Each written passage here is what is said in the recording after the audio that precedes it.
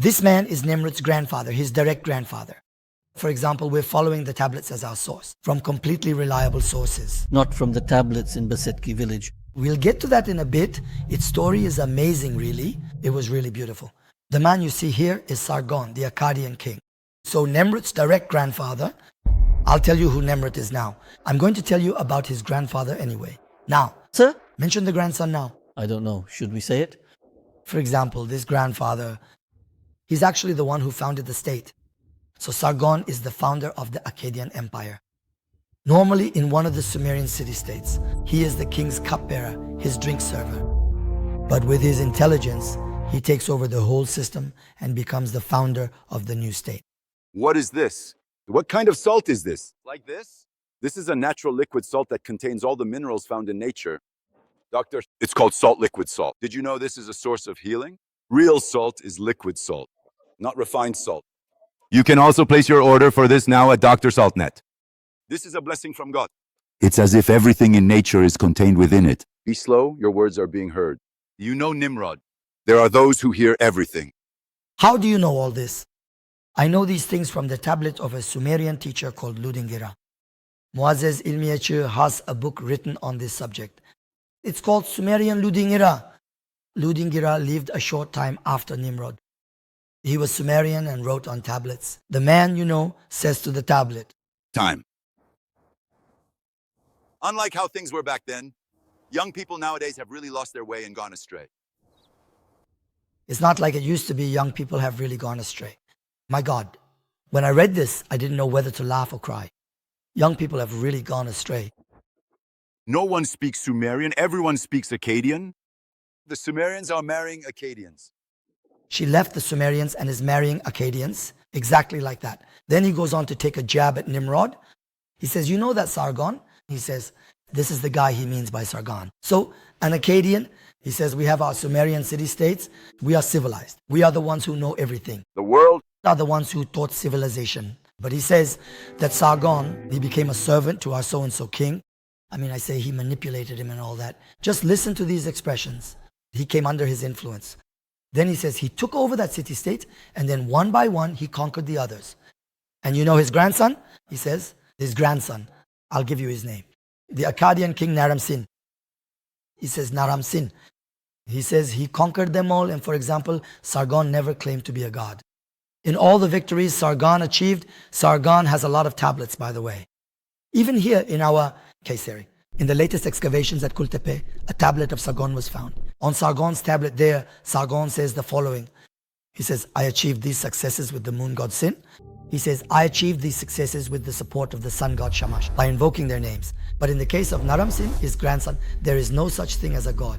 I did it, I created it, I accomplished it completely. Well, there are gods, but in what way? He says, Sin is my beloved. In other words, he makes the gods his wife, his servant, whatever he wants. He doesn't speak like a servant. He speaks like a god. God forbid. In short, Lodinger says, during his grandson's reign, the oppression increased so much, he says, we were forbidden from speaking or learning Sumerian anymore. I go to our own temples. They replaced the statues in our temples with their own statues. He says they changed our scripts. So Nimrod, that is Naram-Sin, I believe with 99% certainty that the Nimrod mentioned in the Quran is the Akkadian king Naram-Sin. I can prove this one by one with scientific evidence. I'm not the first to say this. There was a German who claimed this just a moment ago, right as we finished our conversation. Previous image. Was it the previous image? Let's go back to the previous image. Does it say Nimrod Naram-Sin there? Of course. We Muslims call him Nimrod. Christians and Jews call him Nimrod or Nimrod. So this name appears in the Bible and the Torah. It does not appear in the Quran. Allah never uses the name Nimrod in the Quran. Where does the name Nimrod come from? Islamic sources mention him, such as Qadi Bayzawi, even though he is not in the Quran. As you know, Bayzawi has a famous tafsir, Quranic commentary. In his tafsir, Qadi Bayzawi says that Nimrod was the first man on earth to claim, I am God. The very first. What does archaeology say? Among the earliest kings known to us from ancient times, archaeology says the first to claim, I am God, was Naram-Sin. That's it. A German, Karl Hermann, and this man you see here, Yaqub, this man you see, is of Jewish origin. Who are they? Both of them have researched like crazy to find out who Nimrod was in the last century. And They called it Naram-Sin. Look, here's the book I mentioned on this great topic, Sumerian Ludingira. This source is ancient. This man is a Sumerian teacher. And he talks about Naram-Sin. He talks about the oppression of the Akkadians. Remember, we asked whether Prophet Abraham spoke Arabic, Turkish, or Kurdish. If we look at what we've learned from Ludingira, and if Prophet Abraham came during the time of Naram-Sin, then we actually know the year he lived. When did Naram-Sin live? BC. He lived in 2300 BC. So Prophet Abraham lived exactly 4,300 years ago from today. that was 4,300 years ago from now. Prophet Abraham lived. And when I researched the global influence of this Naram-Sin during that period, I said to myself, all right, this guy is the one. And then I thought about this. It's hard to stand up and speak in front of this man. Today, even when we post a tweet, we think about it 50 times, right? Will it affect someone or something? That's what we think. And then you go out there, just like how Prophet Moses stood before Pharaoh. You stand up and you don't bow, you don't back down, you don't flatter. And you even say the opposite right to his face.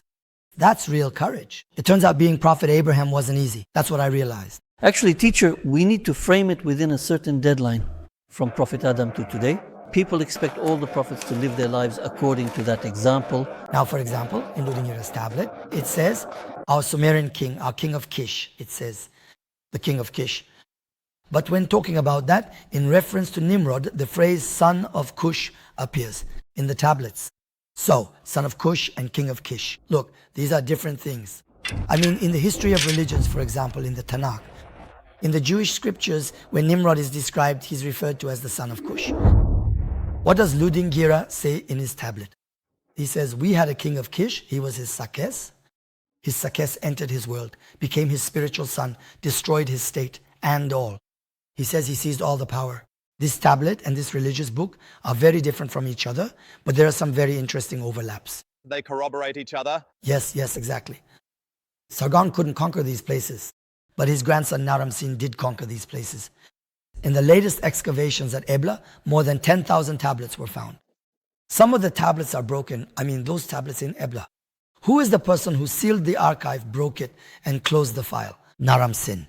The last tablets and writings are from his era. Then he breaks and destroys them. They get covered with earth. He destroyed the city.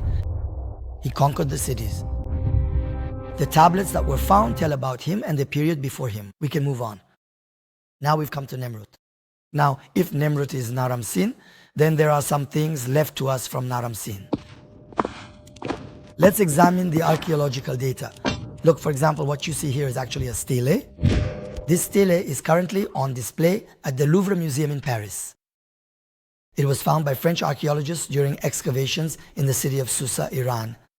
In fact, there is more about this as well. In the following frames, we can see its complete and larger form. Look, right now we are seeing Nimrod. This man is Nimrod Naram-Sin, and he is wearing a horned hat on his head. Look, this is the whole of it. So we are seeing only a part of it. It continues downward. Look, it's horned. This horned hat you see is a hat reserved specifically for the gods. They put this on the idols they worship.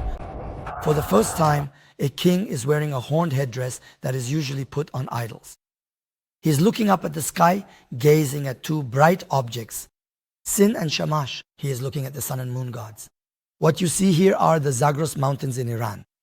It depicts the conquest of the Zagros mountains. How do I know this? Well, it's all written on it. It's written on it. This is the victory monument of Nimrod. Nimrod, that is, during the reign of Naram-Sin, conquered all the city-states in the world that had not been conquered before. He claims that the idols of those cities, that is, every city has its own god, all of them pay homage to him. He sees himself as a god above all of them. For example, this rock continues here. It goes down underneath as well. He crushes the peoples of these lands under his feet, for instance. What's even more interesting is that it's like a puzzle.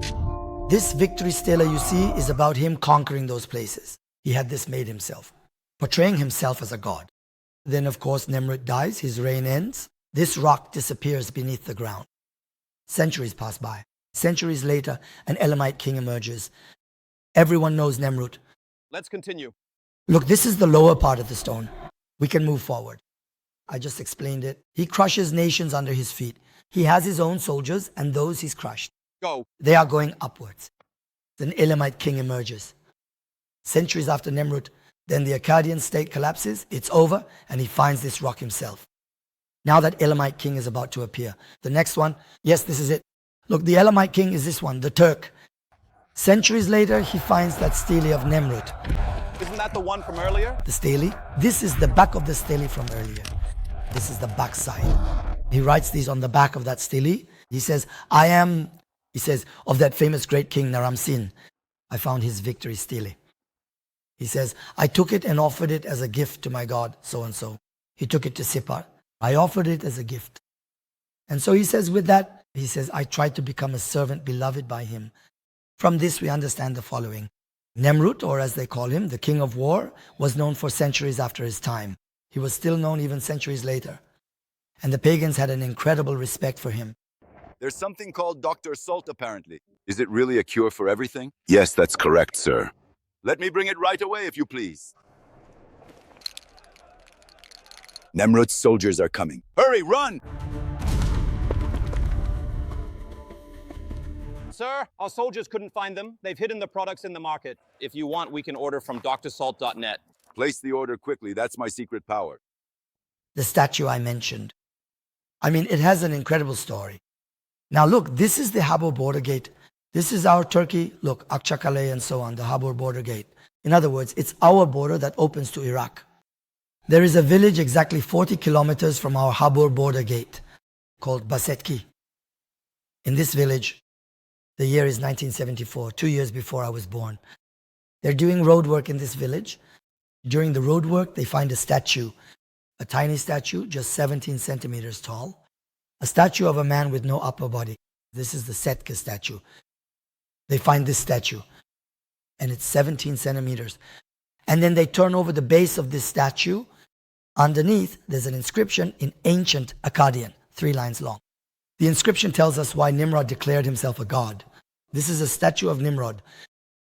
The upper half is broken off. Most likely there was a palace of Nimrod in that area. It was found at the entrance of the palace. That's what the archaeologists say. They say this was the statue at the entrance of Nimrod's, that is Naram-Sin's palace. And of course, what happened next? It's over, and things got mixed up. Here's the interesting part. Saddam was overthrown in 2003, and the people looted the archaeological museums in Baghdad. And during this looting, this statue also disappeared. Of course, it disappears and then order is restored. An inventory is taken. This is the second most valuable historical artifact of the Baghdad Archaeological Museum. The second most valuable? Look at the value they place on it. The archaeologists go crazy. A simple statue is named after the village where it was found.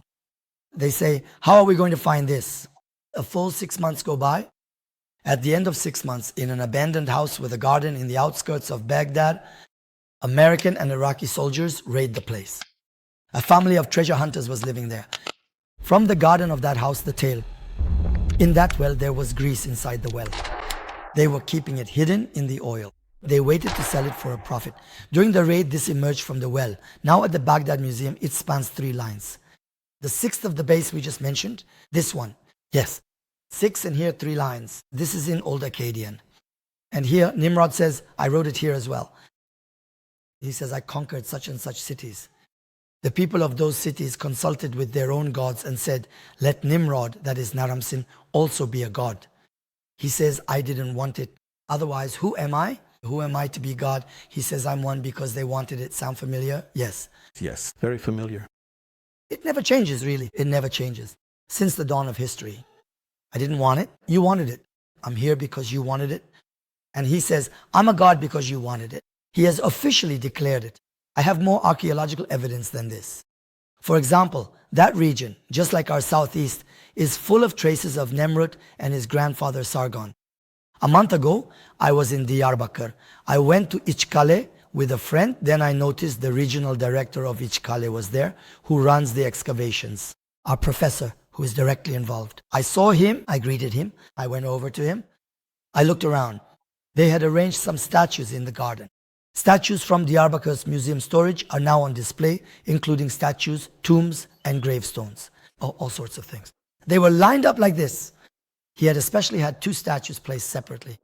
Tayabe, do you know what these are? I asked. Who? He said, these are Sargon. I said, ours. Naram Sin's grandfather. I said, isn't this Naram Sin's grandfather? He agreed. I asked why they were here. He said these were found in Diyarbakir villages in the 60s. Why is Sargon's huge bearded statue in a Diyarbakir village? Now it stands permanently in Diyarbakir citadel. It will stay there for years, out in the open. So that region, Urfa, Haran, Diyarbakir, Harput, was under the rule of Nimrod. All of these were areas of Nimrod's power. Look, this is very important. This is Pir Hussein village in Diyarbakir. And in Pir Hussein village, again in the 1960s, most likely, this solitary inscription came here from Silvan. Silvan is now a district of Diyarbakir, but it is the capital of the world. 1. The tomb of Kılıç Arslan was there. The tomb of Celaleddin Harzemşah was there. Seyfu Devle, the Artukid ruler. The Artukid rulers, so Silvan was a city of very important rulers. It came from Silvan to Pir Hussein village in Diyarbakir. We don't know how it got here. Our archaeologists found it in a well in that village. This is one of the few real depictions of Nimrod on earth, of Nimrod of Naram Sin. This shouldn't just sit in storage. Display it at this archaeology museum. The Istanbul Archaeology Museum sits beside Topkapı Palace. Let people come here and encounter Nimrod. Normally, the place where it was found is a village in Diyarbakir. Either let it be displayed in the museum in Diyarbakir or in Istanbul. If I were the museum director in Diyarbakir, I would call the ones in Istanbul. My friend, are you displaying it? I'm not displaying it. If you're not displaying it, I'd say, I'll take it. And I'd take it and bring it over. If you are displaying it, then let it stay in Istanbul, I'd say. This needs to be displayed. Look, why don't our people like archaeology? Because it's explained in a boring way. If you explain that this is from Nimrod, people will flock to this stone because everyone knows Nimrod. People set sail from what they know to what they don't and learn. But in art history, we're always told about things we don't know. Tron, tonos, pantantek, whatever. I don't even know what these words mean. It feels boring. History is boring. Art history is boring. Look from what you know to what you don't. How do these people listen?